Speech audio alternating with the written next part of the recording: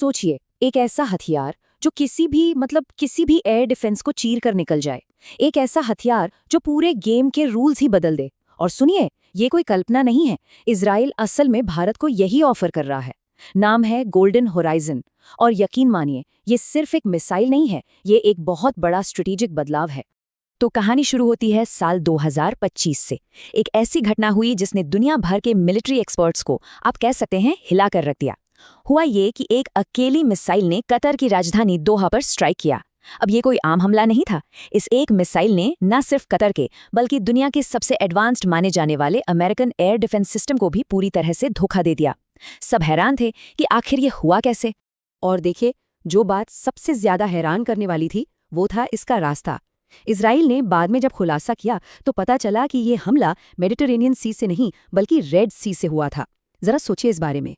एक missile red सी से launch होती है, पूरे के पूरे सऊदी अरब के ऊपर से उड़ती है और फिर कतर में जाकर अपने टारगेट को एकदम पिन पॉइंट एक्यूरेसी से हिट कर देती है।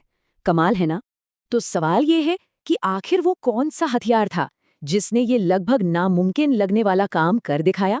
चलिए, अब इस राज से पर्दा उठाते हैं। कई हफ्तों तक अटकलें चलती रहीं और फिर जाकर सच्चाई सामने आई। ये हथियार था इजराइल का सीक्रेट और super advanced missile golden horizon. और इसका सिर्फ एक ही मकसद है, दुश्मन के सबसे कीमती और सबसे सुरक्षित ठिकानों को ढूंढकर सटीकता से तबाह कर देना। अब ये गोल्डन होराइजन है क्या? ये एक ALBM है, यानी एयर लॉन्च्ड बैलिस्टिक मिसाइल। मतलब इसे एक फाइटर जेट से लॉन्च किया जाता है। ये पहले रॉकेट की तरह सीधा ऊपर ऑलमोस्ट स्पेस तक जाती है और फिर वहां से ग्रेविटी की मदद से हाइपरसोनिक स्पीड से अपने टारगेट पर गिरती है। और यही वो बात है जो इसे भारत के लिए इतना इतना जरूरी बना देती है। अभी के समय में इंडियन आर्म्ड फोर्सेस के पास इस क्लास का कोई भी हथियार नहीं है। सोचिए, ये एक ऐसी कैपेबिलिटी है जो भारत की ताकत को, दुश्मन को डरा कर रखने की ताकत को एक बिल्कुल नए लेवल पर ले जा सकती है। तो अब जाहिर है, एक सवाल मन में आएगा कि क्या ये भारत की ब्रह्मोस मिसाइल से भी बेहतर है? सच तो यह है कि इन दोनों का कोई कंपैरिजन ही नहीं है। क्यों? क्योंकि ये दोनों पूरी तरह से अलग क्लास के हथियार हैं। आइए समझते हैं कि कैसे। यहाँ पर फर्क बिल्कुल साफ है। देखिए, ब्रह्मोस एक क्रूज मिसाइल है। ये जमीन के पास नीचे नीचे उड़ती है, एक तरह से सीधी लाइन में। वहीं दूसरी तरफ गोल्डन होराइजन एक बैलिस्टिक मिसाइल है। ये पहले आसमान में बहुत बहुत ऊपर जाती है और फिर अपने टारगेट पर नीचे गिरती है। इसी वजह से इसकी स्पीड और इम्पैक्ट दोनों ही जबरदस्त बढ़ जाते हैं। और जब बात रेंज की आती है तो ये फर्क और भी बड़ा हो जाता है। ब्रह्मोस, जो अपने आप में एक बेहतरीन मिसाइल है, उसकी रेंज करीब 900 किलोमीटर है। लेकिन गोल्डन होराइजन, इसकी रेंज है 2000 किलोमीटर। मतलब ब्रह्मोस से डबल से भी ज्यादा। अंदाजा लगाइए, ये दिल्ली से बीजिंग तक की दूरी है, या इस्लामाबाद से तो बहुत बहुत आगे। ठीक है, तो भारत को आखिर इस मिसाइल की जरूरत क्यों है? इसके पीछे कई बड़े स्ट्रेटेजिक कारण हैं जो इंडियन मिलिट्री को वो ताकत देंगे जो आज उनके पास नहीं है। इस मिसाइल का सबसे पहला और बड़ा काम है हाई वैल्यू टारगेट्स को खत्म करना। मतलब दुश्मन देश का टॉप लीडर, उनके मिलिट्री जनरल या फिर उनका कमांड एंड कंट्रोल सेंटर। सोचिए, एक ऐसा हमला जो दुश्मन की फैसला लेने की पूरी क्षमता को ही पैरालाइज कर दे।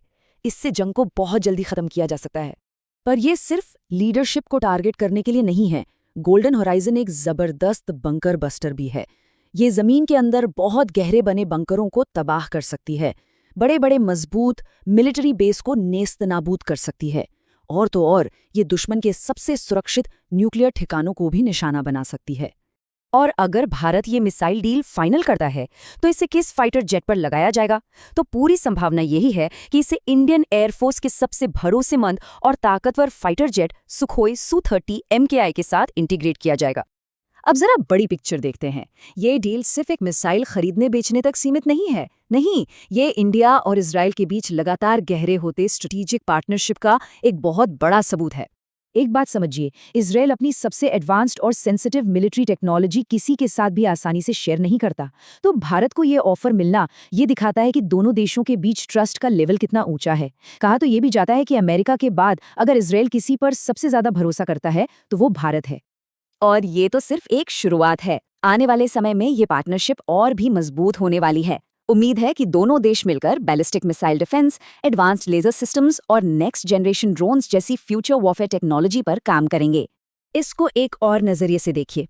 इजराइल के प्रधानमंत्री बेंजामिन नेतन्याहू ने हाल ही में हेक्सागॉन ऑफ अलायंसेस की बात की थी।